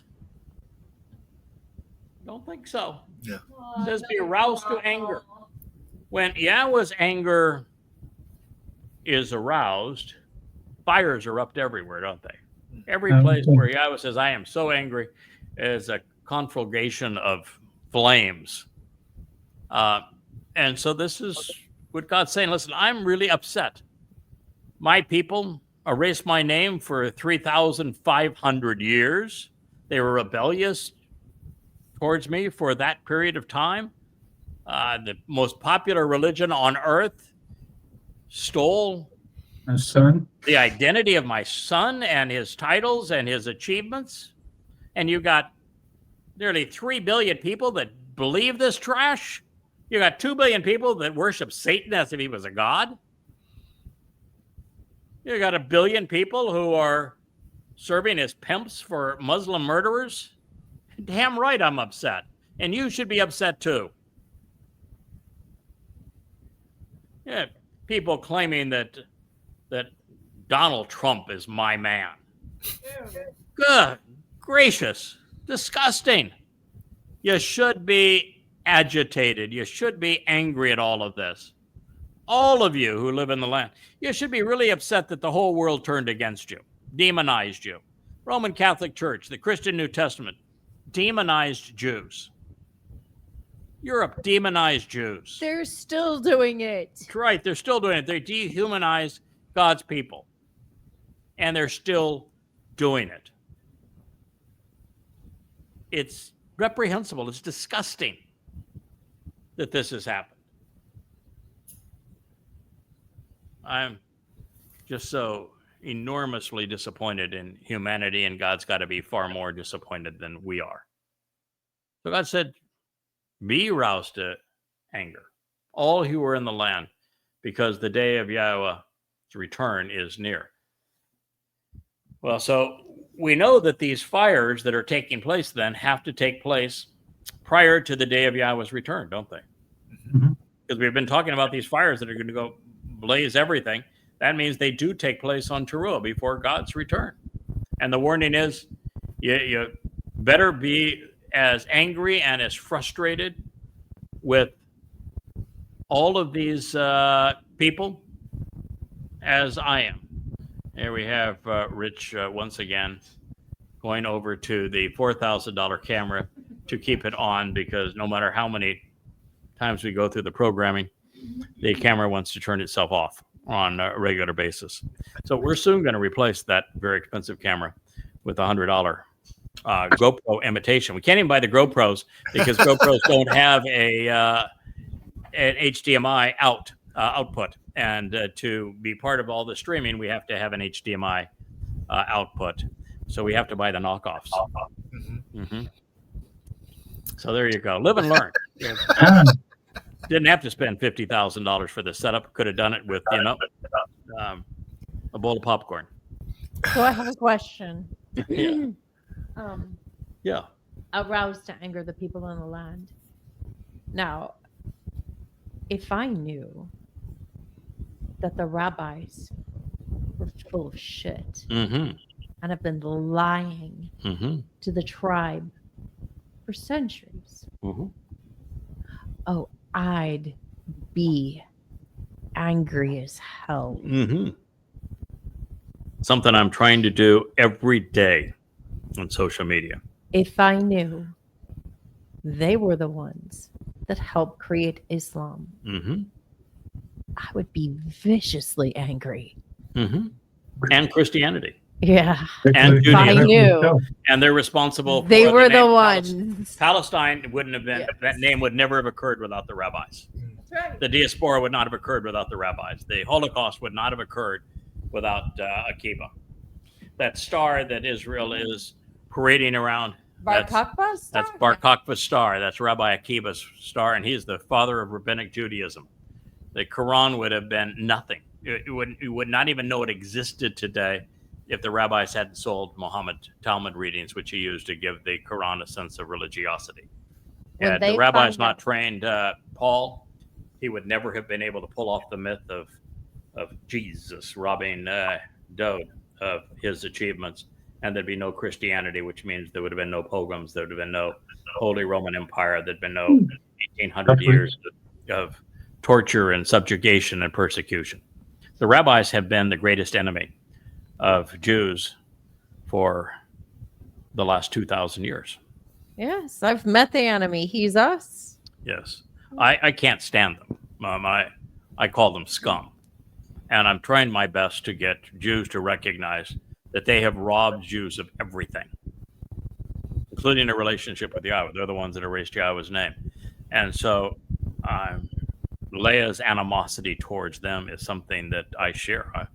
I think the rabbis are nothing but parasites, and and Worms. vicious. Worms. Disgusting vermin. Yeah, they're That disgusting. Israel must get rid of. Get over yourselves and the goddamn rabbis. Yep. So if long you as want to live, because that's what it's going to take. They are the ones that are a true death cult. They worship other dead rabbis. yes, they do. They couldn't give a rat's ass about Yahweh That's correct. or the Torah. That is also correct. They're into the Talmud. Their whole study and the yeshivas are all about the Talmud. Which is all about themselves. And the Talmud is all about themselves.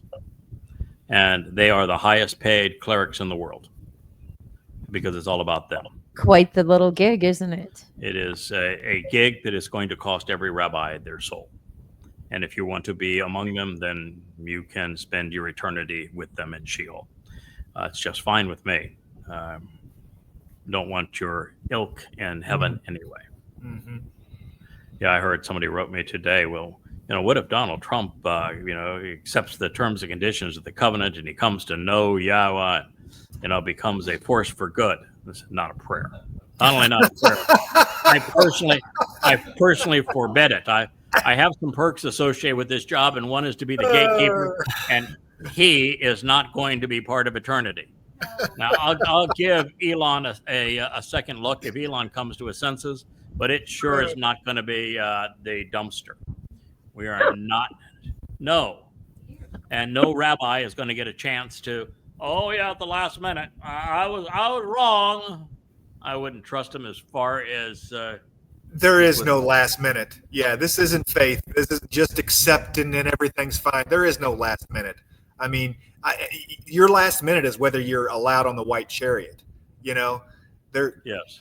Yeah, there's no bedside confession or anything with this. So no, yeah. and there's the black chariot goes out before the white chariot. Right. That black chariot goes out first, and that black chariot, it's it for you. It's not the party train. Mm-hmm. Yeah, there was a person on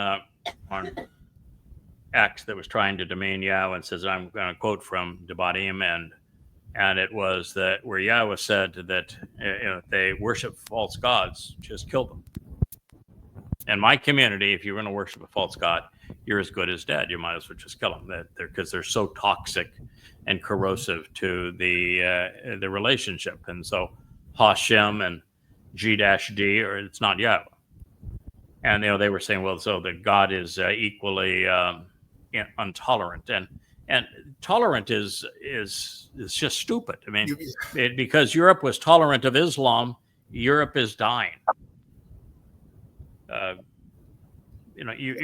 You're tolerant of things that are wrong, and evil is deadly. Yeah. It's like saying I want to be tolerant of the bubonic plague because the poor plague. What has it done? The plague's got to live too. No. Yahweh says if you're going to be those that are promoting a plague in my house, no, you've got to go. Otherwise, it's not safe for the others. So we find then Ruah, the full intent of Towrah, signaling an imminent future event that is worthy of our attention, providing a warning so that God's people are prepared. It's to offer an invitation along with a shout of exultation, of excitement, while providing a cautionary notice. You better get your act together. You don't have much more time. Provides even further elucidation, exultation, and elucidation for emancipation. Awakening God's people to the Shavuot harvest, the Teruah gleaning, and his Yom Kippurim homecoming between, Shavuot 2026 and everything else 2033 is our life's work. It is the greatest opportunity that we or anyone will ever have. And it's going to be, this next 8.5 years going to be most exciting in human history. In the last 10 days, well, that's the greatest show on earth. As for the dates that these events will be fulfilled, there is only one credible option for each. The harvest of standing grain, representing the promise of the Shabbat, has to occur on the Shabbat of May 22nd, 2026. This is the beginning of the time of Yaakov's troubles. It is 7 years prior to the Messiah's return. Shabuah means sevens. The shofar for trumpets will be blown, announcing the final gleaning of olives, which is Yehudim and Israelites, on the evening of Friday, September 23rd, and then the sacrifice of the red heifer is on the Shabbat, the Saturday of September 24th, against the backdrop of a solar eclipse in year 6000 Yah, 2033. Now just 10 days before the great day of Yahowah, the one that he foretold in this prophecy by Yoel. Then father and son will arrive to celebrate their family reunion, the wedding, the great reconciliation with Yisrael as the sun sets on October 2nd, 2033, 6:22 p.m., which is Yom Kippurim in year 6000 Yah. 5 days later, after eliminating every foe and transforming the earth back to the conditions experienced in Eden, incinerating all of the rubbish, during a lunar eclipse on the Shabbat of October 7th. Isn't it interesting that Towrah, Shabuah, and Sukkah are all on Shabbats? Huh. Yeah. If the How could you Shabbat plan was that, right? if the Shabbat was do nothing day, then how could Yahweh He's harvest? still ain't busy. Yeah, his covenant family, his people, even perform the sacrifice of the red heifer, Mhm. and then open the gates to a return to Eden, and every one of those events takes place on a Shabbat. Oh, I know. Why do you know? It's because the rabbis were full of shit. So you don't think that Shabbat is do nothing day, or a day that you should make 100,000 rules and all the things you can't do? In fact, Nope. how would a rabbi even enter the garden, since they are limited on the number of steps they can make?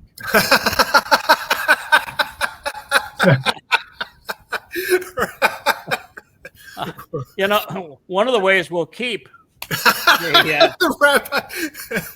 we'll keep the rabbis away from Shabuah and Towrah is that they can't leave the house. Right. They're not going to go to heaven. Heck, they won't even walk down to the end of the block. Somebody There's thought no this way out, they're- didn't they? Their Yeah. religion would keep them from going to heaven. No way, man. That's more than 70 steps. We're not doing that. Okay, that works for me. But it sort Good of for does me. blow the myth that the Shabbat is do nothing day. Uh-huh. It doesn't. If Yahweh is doing his of the next of these essential events, the Shabuah harvest of standing grain, God conducts that harvest on a Shabbat.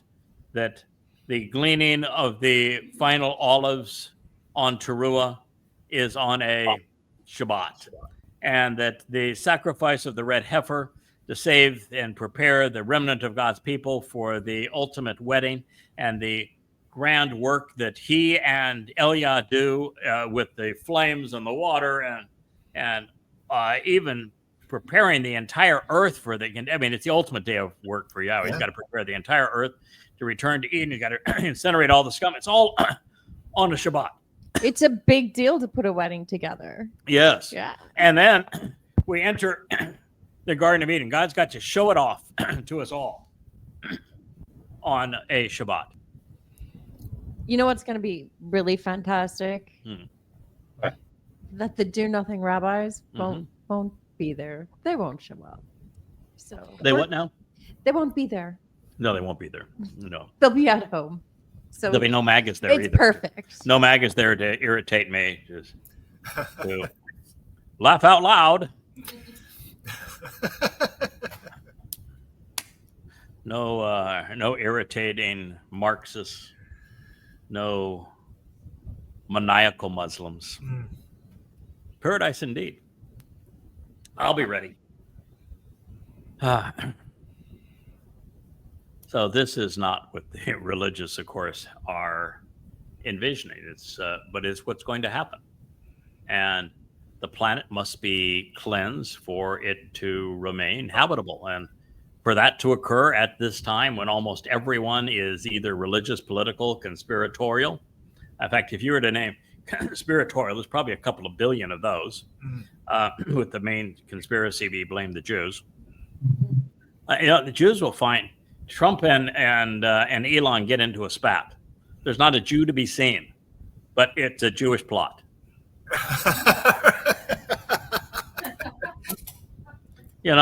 We finally have the release of the JFK tapes. It was a Jewish plot. Yeah. The Titty case. October Jewish 7th, plot. Yeah, October 7th happens when Muslims invade and rape Jews. But that was a Jewish plot too.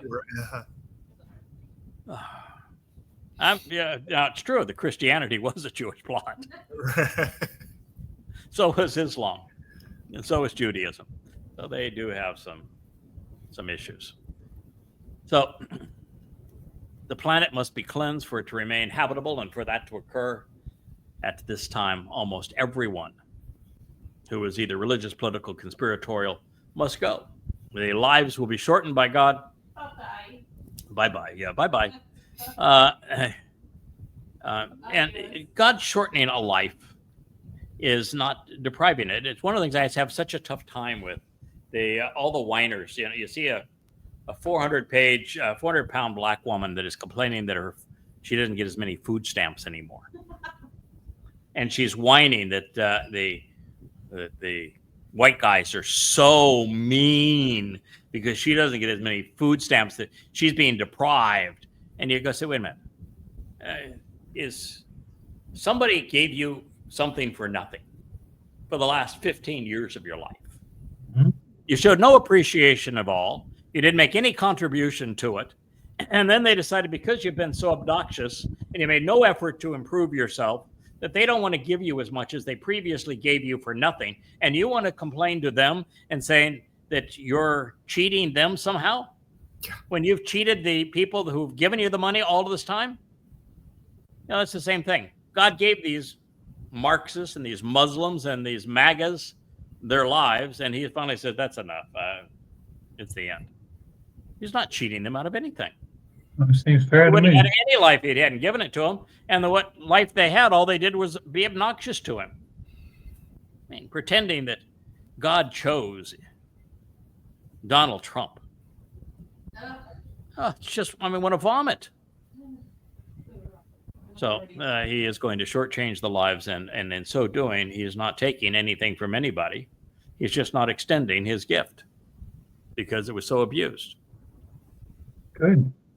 And those who remain are going to enjoy heaven on earth, camping out with our Father and Son. And I think that, there's, as I've said, there's three types of people at this point. There's the worker bees from the Goyim with the best attitudes and aptitudes.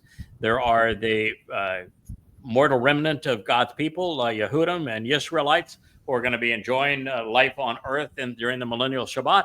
And there's going to be the covenant family who were harvested on Shabuah and Towrah. And we get the best of all worlds. We can both of them. Enjoy the earth and the conditions of Eden, and we can go out and explore the universe and go into heaven, because we're going to be spiritual beings that have the capacity of accepting corporeal form when it is appropriate, and then be energy based when we want to go travel and go someplace else. It's going to be the best of all worlds, and I think that we'll spend a lot of time around here because I think we'll have jobs to do, and Yahweh's going to be hanging here a lot, and it's going to be a special time. And 1,000 years sounds like a long time. What's 1,000 years compared to eternity? Right.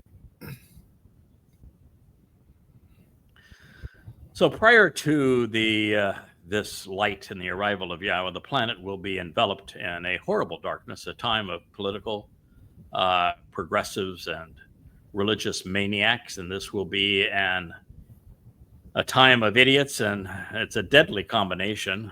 This is one of the many reasons the final two harvests, Shabbat and Towrah, are scheduled at this time. Yahweh needs to remove his covenant family from harm's way, and he needs to reward them. He made a promise. If you accept the terms and conditions of the covenant, you avail yourself of the benefits of Pesach, Matzah, and Makodim, accept what his beloved son did for us on those days, and celebrate Yahweh's name. God's promised this reward. He has to deliver it. So this is why it's structured this way. Now, unfortunately, many Jews will be left behind, as Muslims will be, and by the millions. Between now and then, Muslims will be wiping Jews out at a prodigious rate.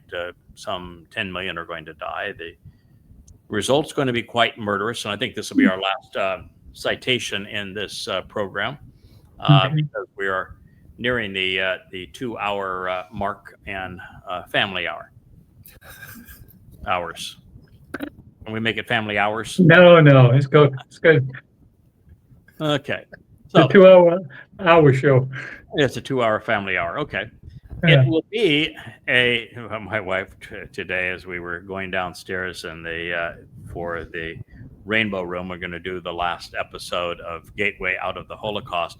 She just said, I just told Rich to cancel the show. You need a rest your voice. It's you just can't keep on at this pace. You can't start like you did this morning shortly after 5 and keep on going and hold up. It's just not physically possible. Take a break. Well, I was right. That happened. But wait, we have a show called Family Gateway Hour. Out of the Holocaust. So yeah. Oh, we appreciate it. Yeah, and she's right. I mean, right now, I can feel the back of my throat saying, "Okay, you have abused me today. Enough already." They say there's a way that you can actually do these kind of shows. I used to do the 3 hours of radio every day, but this is more than 3 hours. And during radio, every 15 minutes, you get a 3 to 5 minute break. Yeah, And the radio, you don't have to have all these lights on. No. And you have it's an entirely, I'm going to tell you, it's 1,000 times easier than this, but not as expressive. So it says this will be, remember, we did it together for many years. Yeah. It will be a day of darkness during a time of ignorance and confusion. So Yoel was obviously here. And much will be obscured at Shosek, in a period of terror and gloom. When there is a great reduction of light, there'll be a lack of enlightenment. Now, this could also be because of nuclear winter, and it could be because, well, Apophis, if you look at the trajectory of that sucker, I don't know if you guys seen that. Yeah. I did, yes. But oh my God, that thing comes close, and it's whirling by, and it barely misses the Earth based upon their current calculations, and it darn near then hits the moon. Mm-hmm. If you hit the moon, you would take out the Earth, and more than one way. The whole idea of being the lesser luminary is to draw attention to the greater. You got to be luminary. there, yeah. The greater luminary can come back. Don't lose your metaphor. It's a metaphor, and it's an important one. We can't be taking out the moon. I mean, personal preference here. Don't take out the moon. But it's also, without the moon and where it is, we're in serious trouble, because the tides that are so Absolutely. like Flood our town. Yeah, the Earth ceases to function without the moon where it is, and if it were to hit that and blow the moon to smithereens, we would be with the moon raining down. It would end the Earth just doing that. Do you know what's more scary than Apophis? What's that? The mental acuity of most people today. Well, yeah, it is. Sure. That's why I told Yahowah, and when I wrote the thing, you got to be kidding me. I mean, if you thought this thing through, it's you picked a fella that only has one skill. I'm a one-trick pony. I want to know stuff. I want to understand it, and then I want to share it. And my whole thing is evidence and reason. I'll tell you the facts. I will try to explain them. But if you can't process evidence and reason, if you're impervious to evidence and reason because of your politics or your religion, I got nothing. I mean, I don't dance. I don't sing. I got nothing for you. If evidence and reason don't work, We're done. I'm done. I'm a one-trick pony. The overwhelming preponderance of people can't process evidence and reason. Religion and politics, look at the MAGAs. Trump is doing everything he can to say, yeah, I'm guilty of sin. I'm a complete and utter fraud. And they don't see it. Mm-hmm. And you look at the realization there never was a Mr. Christ, and you got 2.5 billion people that go into conniption fits when you tell them that's the case. They do a meltdown, and you say that the Quran obviously is the worst book ever written. I mean, it is pathetic. And that Allah presents himself as hell's warden, so he is Satan. And Muhammad was the most perverted person who ever lived, which is inarguable. And I kill you. And so the Complete psychopath. Oh, and the world, the Marxists, young people can't figure out the difference between East and West Germany, North and South Korea, a man and a woman. China. Yeah. What do they teach these kids in school? Equality. Equality and transgender studies. Tolerance. That's what tolerance gets you. That's what tolerance gets you. Well, it's tolerance of everything that they're tolerant of. Mm-hmm. That's right. And then everything else they're intolerant. I agree with me. Yeah, we're intolerant of intolerance, which would make you intolerant. But yeah, I guess. I said I've only got one trick, and it's logic. And if it doesn't work on you, then we don't have a second. We don't have a go-to. So it is a day of darkness, a time of ignorance and confusion. Boy, is he talking about today when much is obscured. A time of terror and gloom when there is a reduction of light, a total lack of enlightenment, a time of obscuring phenomenon, a time of smoke screens and clouds so thick they obscure the light, of gloomy and miserable conditions blocking illumination similar to the swarthy blackness which is spread out upon the mountains with an enormous number of dim-witted and unenlightened people, so numerous as to be uncountable. Oh my God! God does cheat. So right. You are the guy who into our future. Yeah. Was it Yada Yahowah said you're the guy who gave you that title, but man of many words? Wow, yeah. swarthy. Oh, yeah. You don't get to use swarthy very often. No, that's nice pull. You pull that right out there. Yeah, swarthy blackness. And it has wow, a nice alliteration to it. I kind of like that. Well done. Unenlightened people so numerous they can't be counted, the likes of which did not exist previously, even to the dawn of time. God is saying that I guess apart from the smart aleck stick, the toter, this sucker that's a smart sucker, that the world is pretty dumb. Yeah. Yeah, it says that there are more dimwits out there than at any time in all of human history. I wrote and they keep breeding. Several times today and yesterday, I saw video clips that showed what I suppose are supposed to be people. And they're doing such disgusting things. They look so disgusting. I mean, their hair is 18 different colors. Their skin's got piercings everywhere. They're tattooed everywhere. They're dressed like clowns. You can't tell if they're boys or girls, or if they even know if they're the difference between a boy and a girl. They're holding signs that say, "I'm really stupid," and they're marching and proclaiming, "I'm really stupid," and they're doing something that's just abusive. And you say, whatever happened to humanity? I'm not sure there's any humans left. Yeah. I mean, it's dim-witted at a level that is unprecedented in human history.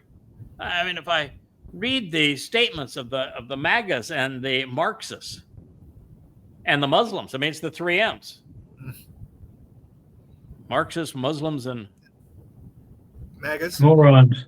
madness with the morons. It's the killer M's today. And you just wonder.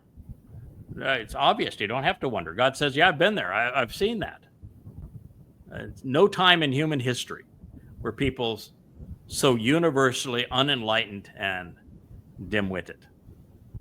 And from God's point of view, fade to black. Everything is darkness.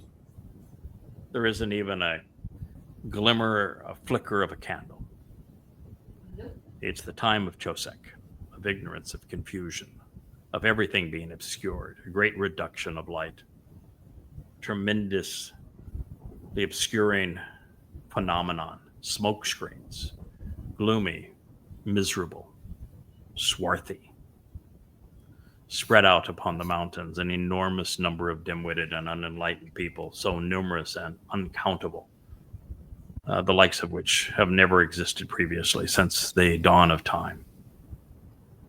So God doesn't have a very optimistic view of our world the way it currently exists. I love that though, because I think about this all the time. I say, surely we ain't gone totally nuts everywhere. And y'all say, yeah, we have. Oh yeah. Yeah. That's why I say, and you want us to break through and make progress in Back this to your world? first point. Yeah, what? And What's the the guy that plan you now? picked, he's only got, I mean, if I could rap, I might be able to identify with him. I You know, bet. If I was a girl with long legs and a short skirt, you know, I might get their attention. Yeah, if I could dance, something like that, you know, you'd expect that there'd be a way to get their attention, but not if your only skill is evidence and reason. And after this, it will never occur again.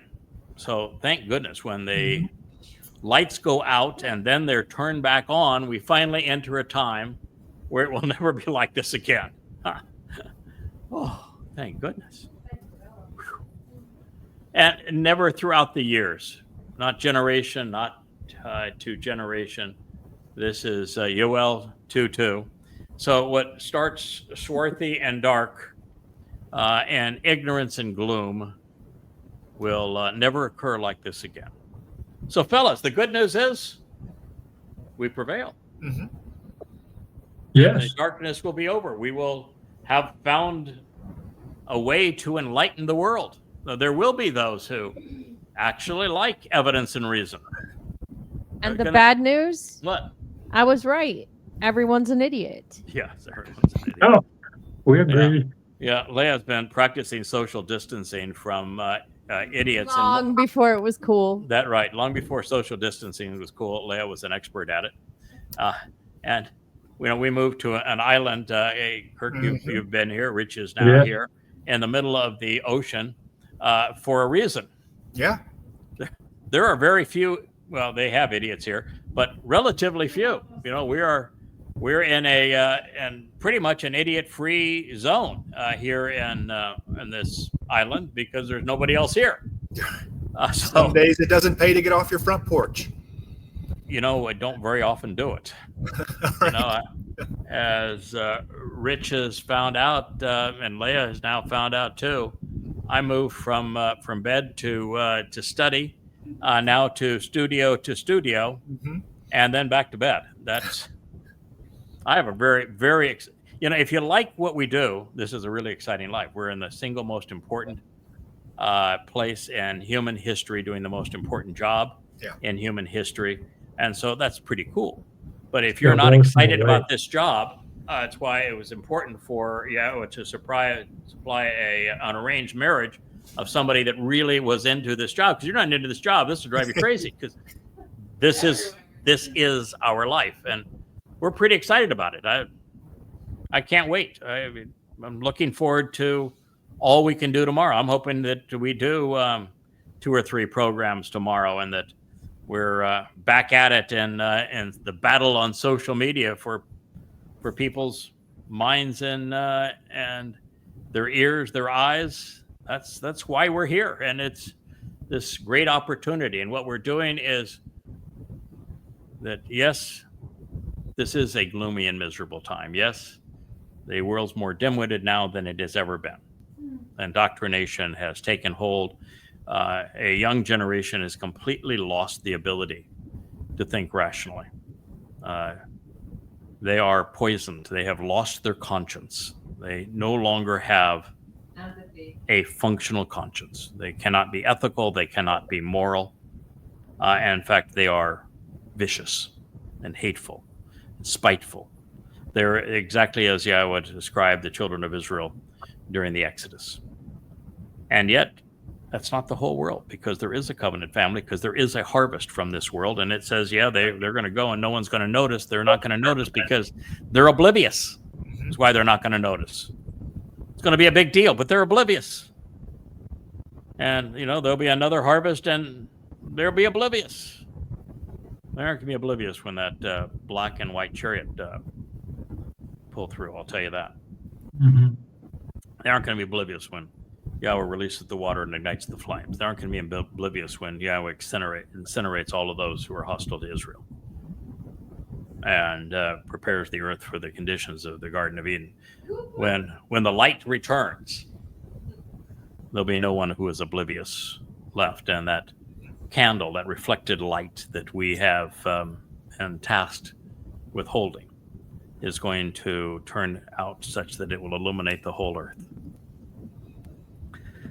Well, Yahowah didn't call it a voice call in the dark if it weren't truly dark. Yeah. We're the voice calling out in the wilderness, which is the place where the word is questioned. And our job is to build a raised highway and to remove all of the obstacles. And it's a formidable task. But we're not being asked to remake the earth. We're not being asked to remake heaven. We're just asked to make certain that people know that there is this raised highway. This is where it begins. This is where it leads, and to clear it of all obstacles, so that we are ready to go. I'm being told by our beloved Rich that we have hit 2 hours. And 2 hours, he says, union hours. We're not going beyond that. Even Wookie is now saying, "Oh, I'm over there, Dad. I'm really enjoying this show. Let's not end it now." So, gentlemen, thank you. We've had some fun this evening. We've a thing or two this evening. Enjoyed our company together. Liked having Leah on camera, on microphone. We had even Rich on some of the speakers. It is about time, and yes, it is about time. 1 year left to Ruah, 8 years left to Ruah. We hope that you join us. Thank you very much. Wonderful Shabbat to one and all. Yahowah blog is signing out for this evening. Shabbat shalom. Shabbat shalom.